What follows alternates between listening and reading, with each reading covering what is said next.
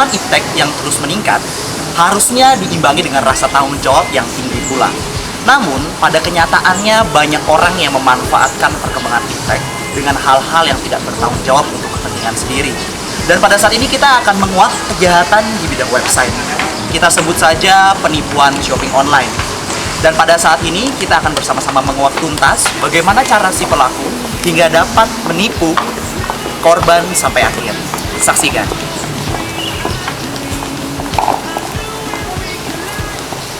Sudah berapa lama Bapak menipu di dunia internet? Kurang lebih 5 tahun. 5 tahun? Oke. Apa saja yang pernah Bapak jual di internet sebagai objek penipuan? Rata-rata sih kami menjualnya barang elektronik seperti handphone, laptop, kamera. Ya itu semua kan karena di Indonesia masih percaya barang black market banyak diperjualbelikan di pasar. Bagaimana cara Bapak membuat shopping online tersebut? Apakah ada trik-trik khusus? Sebenarnya sih tidak ada. Cuman itu sebenarnya kita perlu membuat beberapa account.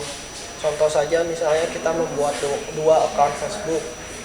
Di situ biasanya digunakan oleh 2 orang yang berbeda. Misalnya seperti saya dan teman saya ini. Kita biasanya melakukan kerjasama dengan cara berpura-pura sebagai pembeli. Salah satu dari kami memberikan testimonial berupa tanda terima kasih bahwa barangnya sudah sampai di tempat kami. Lalu untuk pembuatan akunnya itu sebenarnya tidak sulit. Kami mengambil gambar-gambarnya itu dari Google, lalu kita upload di Facebook. Namun gambar-gambar itu tidak boleh hanya gambar-gambar yang ada di toko. Kita perlu memotret beberapa gambar berupa gambar handphone dengan kardusnya supaya si pembeli tidak curiga bahwa barang itu palsu. Setelah itu kita juga tidak lupa biasanya memberi profil berupa alamat palsu dan nomor telepon kami. Untuk nomor rekening biasanya kita berikan setelah si pembeli hendak membeli secara serius. Jadi kita kirim melalui message. Ya, kira-kira seperti itu. Oke. Terus bagaimana cara Bapak membuat website itu dipercaya oleh orang-orang? Ya, untuk bisa dipercaya, ya seperti yang tadi saya bilang, biasanya kami bekerja sama antara 2 orang. Seperti saya dengan teman saya ini biasanya bekerja sama. Teman saya ini selaku sebagai seorang pembeli, berpura-pura membeli barang dan berpura-pura telah menerima barang yang saya kirim. Jadi orang-orang yang melihat account kami atau lapak kami, mereka lebih percaya bahwa wah ternyata barang itu sudah dikirim dan karena ada pembelinya.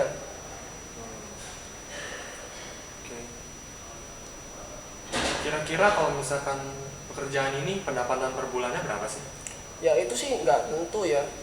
Sebenarnya kurang lebih pernah saya mencapai 1 bulan 100 juta. Oh, 100 juta? Ya itu sebenarnya tidak tentu dikarenakan gimana caranya kita menarik si pelanggan. Dan pelanggan itu kan untuk shopping online tidak bisa ditentukan. Terkadang ada, terkadang tidak. Untuk merayu pelanggan sebenarnya bisa. Jadi kita dalam pembelian itu kita bisa berpura-pura misalnya stoknya hanya tinggal sedikit agar si pelanggan itu mau memborong barang-barang yang ada. Padahal barang-barang itu sama sekali tidak ada di tangan saya.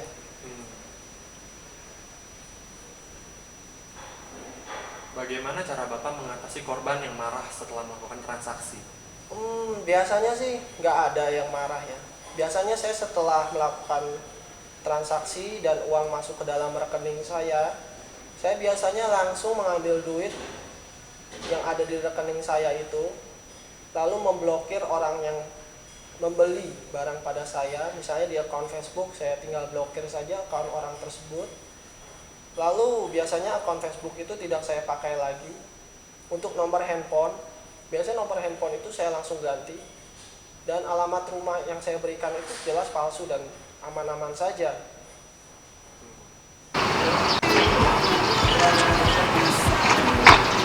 Perkembangan teknologi akan terus meningkat. Apapun itu semuanya adalah tanggung jawab kita untuk menjaga nilai-nilai kemanusiaan. Teknologi diciptakan untuk membantu manusia, bukan untuk menindas sesama manusia. Kami dari kelompok 6, undur diri, sampai jumpa.